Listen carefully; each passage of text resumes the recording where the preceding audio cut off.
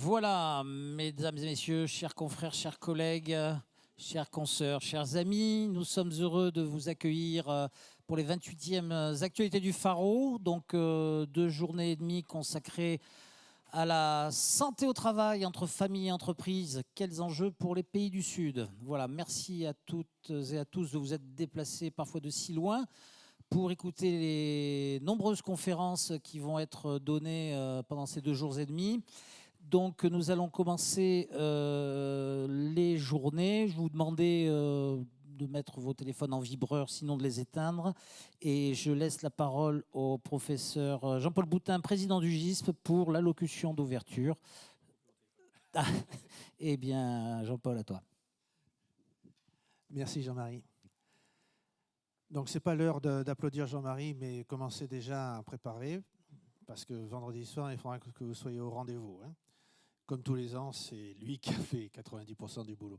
Merci, monsieur le professeur Gentilini, d'être encore une fois parmi nous. Ça nous fait plaisir. En plus, vous êtes beaucoup plus véloce que l'an passé. Ça nous fait encore plus plaisir. Merci de bien vouloir présider cette première après-midi.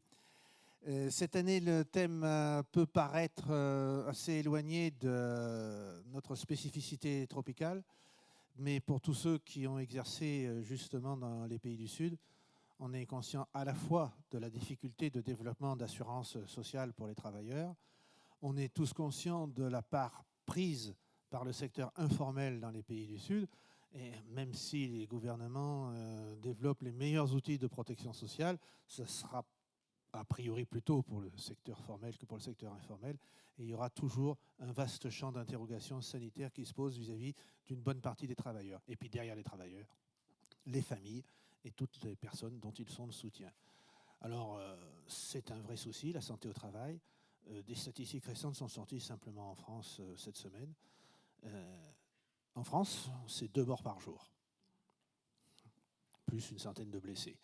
Donc et pourtant, Dieu sait si nous avons des systèmes de protection particulièrement développés et que certains trouvent trop onéreux. Ce n'est pas mon cas. Donc, pas tous les ans, mais cette année, on a pensé que ça pourrait être intéressant de s'attacher un peu plus à ce sujet pendant nos 2 jours et demi, sachant que ça sera matiné, si je puis dire, mélangé avec des sessions purement consacrées aux pathologies infectieuses et aux pathologies tropicales. Et puis, je voudrais attirer votre attention sur ces messieurs qui se cachent là en haut, avec une dame, 2 dames peut-être, 2 dames, voilà. Eh oui, les militaires sont des gens normaux, vous voyez, regardez, ils ont la même tête que vous et moi. Voilà. Nous avons l'honneur d'accueillir pendant notre session le programme 5+5, c'est-à-dire un programme de coopération militaire entre 5 pays du nord de la Méditerranée et 5 pays du sud de la Méditerranée. Je n'ai pas dit de bêtises, Hélène? Merci. Et demain matin, le médecin général Franck Peduzzi, qui dirige le centre d'épidémiologie et santé publique des armées, ici même à Marseille, et qui accueille ces messieurs-dames cette semaine, viendra nous présenter brièvement ce qu'est le programme 5+5, un programme de coopération nord-sud. Et puisqu'on parle du nord et du sud de la Méditerranée, je ne résiste pas au plaisir de vous inviter tous, Eric, au mois de mai, c'est ça, à Fréjus, hein, à Saint-Raph. Vous avez des flyers à l'entrée. Et là, c'est la Société francophone de médecine tropicale Santé internationale qui organise un congrès, lui aussi, orienté tout autour de la Méditerranée et des pathologies qui nous rassemblent, pathologies, mais aussi quelques drames, comme vous le savez. Voilà, je suis très heureux donc d'ouvrir cette 28e session des actualités du Pharo. Je vous accueille en mon nom, bien sûr, au nom de Jean-Marie et de l'équipe du GIS, c'est-à-dire Jean-Marie, Jean Louret, Pierre Saliou et moi, Dominique Jean, voilà. Mais je vous accueille aussi au nom de M. Adrien Baron, qui est le nouveau directeur de cet hôpital, l'hôpital d'Atimone, qui est passé tout à l'heure. Il avait prévu de vous accueillir lui-même, mais il a été convoqué à l'ARS. Et ça, pour un directeur d'établissement français, c'est absolument imparable. Il faut aller à l'ARS, Agence régionale de la santé, pour nos confrères anglophones. Voilà. Merci, bienvenue. Et je donne la parole à Jean Delmont pour un hommage à quelqu'un qui vient de nous quitter.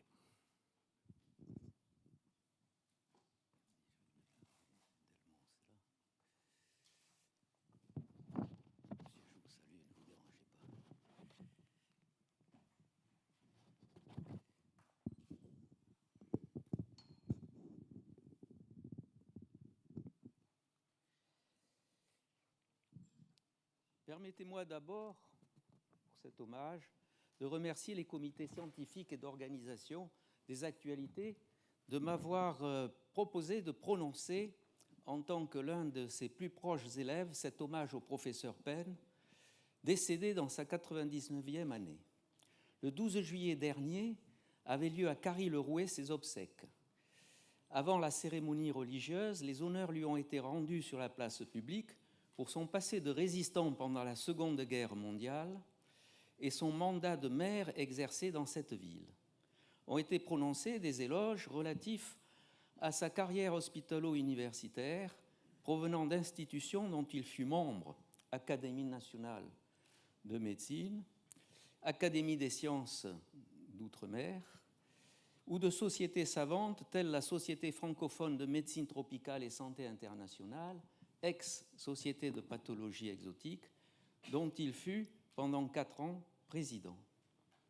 Étaient représentées aussi des associations, et je voudrais citer Amicale Santé Navale et Outre-mer, les amis et anciens de l'école du Pharo, ceux du Pharo. La carrière du professeur Pierre Penn fut exceptionnelle. Après son internat et son clinica à Bordeaux, le professeur Penn est détaché en octobre 1952 au titre de la coopération universitaire auprès de l'école de médecine de Dakar, qui deviendra pendant sa présence faculté mixte de médecine et de pharmacie. Nommé professeur de pathologie médicale, il travaillera avec les doyens Paillet et Sancalé et les professeurs Armingaud, Ray, Dumas.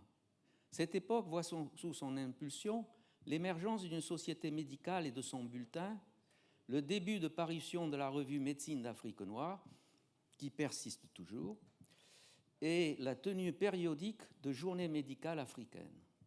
En 1964, il contribue à la création de l'école de médecine d'Abidjan, conçoit les plans d'un centre hospitalo-universitaire et deviendra le premier doyen de la nouvelle faculté.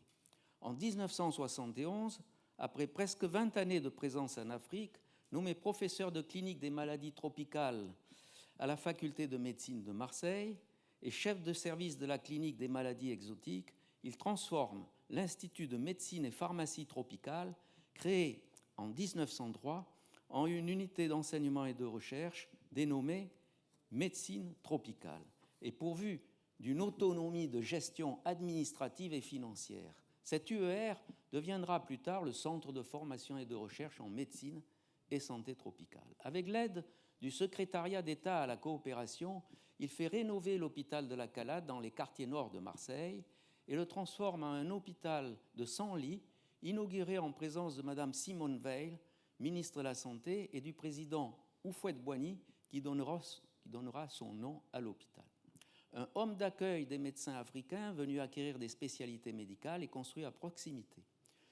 Juste au début des années 90, se tiendront chaque année les entretiens de l'hôpital Houphouët-Boigny, abordant des thématiques d'actualité et réunissant les doyens des écoles et facultés de médecine de l'Afrique francophone, occasion d'échanges et de renforcement des liens. Les relations anciennes, étroites et amicales du professeur Penn avec les médecins militaires servant en Afrique tropicale ont facilité à Marseille sa collaboration en matière d'enseignement avec les personnels de l'imposante et prestigieuse École du Pharo. Expert de l'OMS pour l'éducation médicale et passionné de pédagogie, il introduisait à la faculté de médecine les enseignements par objectifs et par petits groupes. Invité à accompagner l'émergence d'écoles et facultés de médecine dans les pays africains, le professeur Penn conclut des accords interuniversitaires de coopération avec Dakar, Abidjan, Bamako, Niamey, Bangui, Libreville et j'en oublie peut-être. Les pourvoyants d'enseignants français et promouvant la carrière universitaire des médecins locaux les plus méritants. Pour mieux valoriser la médecine tropicale auprès des pouvoirs publics et lui faire reconnaître la place qu'elle mérite, il fonde avec les instituts parisiens des professeurs Gentilini, Coulot et l'Institut de médecine tropicale du service de santé des armées une fédération de ces instituts, plus tard complétée par l'adjonction de l'Institut René Labusquière, dirigé par le professeur Lebras à Bordeaux. Dans le cadre de l'Association des professeurs de maladies infectieuses et tropicales, APIT, puis du Collège des maladies infectieuses et tropicales, CEMIT, il a défendu la place de la médecine tropicale. Le professeur Penn orientera les activités de son adjoint, le professeur Auguste Bourjat, dont je voudrais rappeler à la mémoire, car il est disparu en novembre dernier, vers les pathologies et la santé des expatriés, des immigrés et des voyageurs.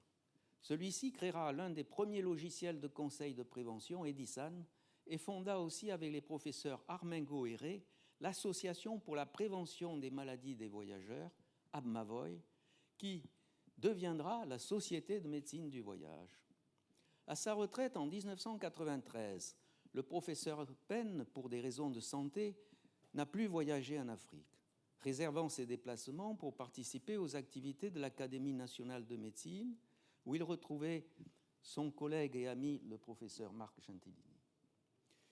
Il continuait à montrer un grand intérêt à la santé publique des collectivités en France et dans le monde, au développement des pays africains, émettant avec regret quelques doutes sur la sérénité de leur avenir. Le professeur Penn a profondément marqué de son empreinte l'aide médicale française aux services de santé et aux populations des pays de l'Afrique francophone, dans la période précédant les indépendances de 1960 et celle des 30 premières années qui ont été celles de la coopération française médicale. Il a formé des milliers de médecins, dirigé de nombreuses thèses, a écrit plusieurs ouvrages et des centaines d'articles scientifiques. Travailleur infatigable, clairvoyant, agissant avec diplomatie, ses talents pour concevoir, bâtir, créer et organiser ont été reconnus et récompensés par l'attribution des plus hautes distinctions honorifiques. Je ne citerai pas pour ne pas prolonger cet hommage, tant en France que dans les pays africains. Sa photographie, datant de quelques années avant son décès, me paraît refléter le caractère d'un homme volontaire, déterminé, engagé. Mais on distingue aussi, à bien voir, l'esquisse d'un sourire discret, celui d'un homme affable, empathique, respectueux, courtois, bienveillant, avec tous ceux qui ont eu l'opportunité et le plaisir de l'approcher. Son épouse, ses enfants, petits-enfants et arrière-petits-enfants, je crois qu'il en comptait 18, qui l'adoraient, peuvent être fiers de son œuvre. Je vous remercie.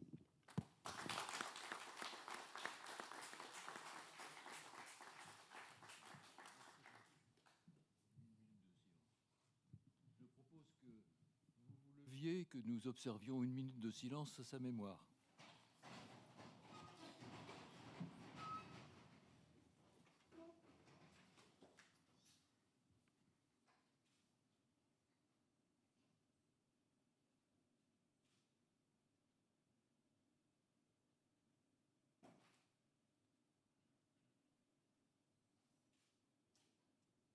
Je vous remercie.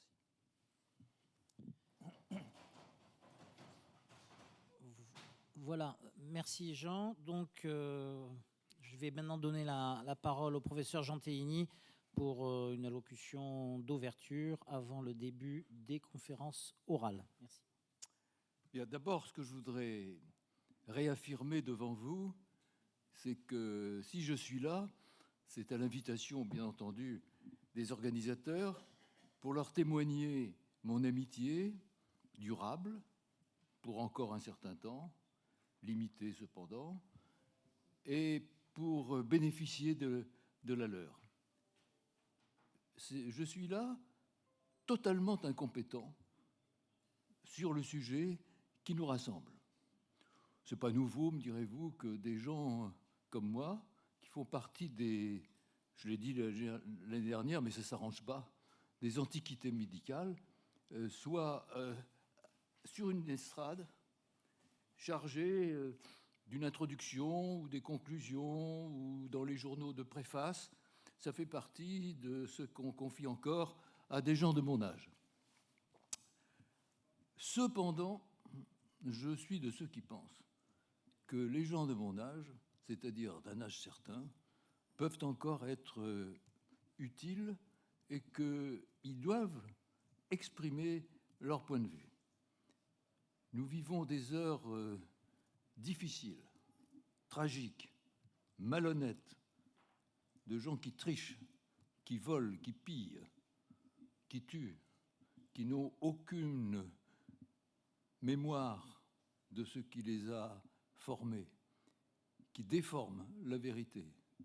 Et je pense que nous tous, nous devons apporter notre témoignage pour dire ce que, comme vient de le rappeler notre collègue, à la mémoire de Pierre Penn, tous ceux qui ont travaillé et qui ont réalisé pour les populations, pour les jeunes Africains, qui ont aidé ces jeunes à monter.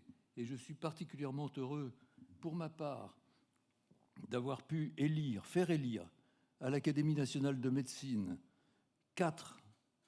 5 même, jeunes correspondants étrangers, africains au sud du Sahara. L'un est décédé, que nous regrettons tous, malien. 2 autres Maliens, Ousmane Faye et Dapa Diallo, Ogo Barandumbo, dont certains se souviennent bien. Et je voudrais quand même dire que, actuellement, l'Académie des sciences du Mali, putschiste, est tenue par un membre correspondant de l'Académie de médecine de France, le professeur Coumaret, et que celui qui est responsable de la partie médicale de cette Académie des sciences, qui est le professeur Dapa Diallo, que certains d'entre vous connaissent bien et apprécient, est un homme tout à fait remarquable qui a dirigé le centre de prise en charge des malades de la drépanocytose que nous avions créé avec certaines associations, dont la Fondation Pierre Fabre à Bamako. Ousmane Faye, lui, est chargé de diriger, d'organiser la création de l'hôpital dermatologique du Mali à Bamako, sur le site de Djikoroni. Et actuellement, les travaux ne sont pas stoppés complètement, mais risquent de l'être par décision de ceux qui gouvernent. Je voulais rappeler tout cela parce que nous sommes un certain nombre ici à vivre difficilement ce qui se passe, et que ce soit au Mali, au Burkina Faso ou au Niger ou ailleurs, nous comparons avec ce qui peut se passer ailleurs et nous constatons qu'en Guinée, au moins pour l'instant, c'est un peu différent. C'est un putsch, mais c'est un putsch différent qui n'est pas hostile systématiquement à tout ce qui a été fait avant cette prise de pouvoir. Voilà ce que je voulais vous dire pour commencer, mais je voudrais rappeler que le thème que vous avez choisi et qui va nous intéresser beaucoup, nous avons tous à apprendre beaucoup de choses sur ce thème, est un thème tout à fait d'actualité. Ne sachant pas quel livre acheter, à la gare de Lyon ce matin où je suis arrivé très tôt, j'ai regardé, j'ai trouvé un livre qui est d'un homme visible à la télévision et qui s'appelle Génération Farniente.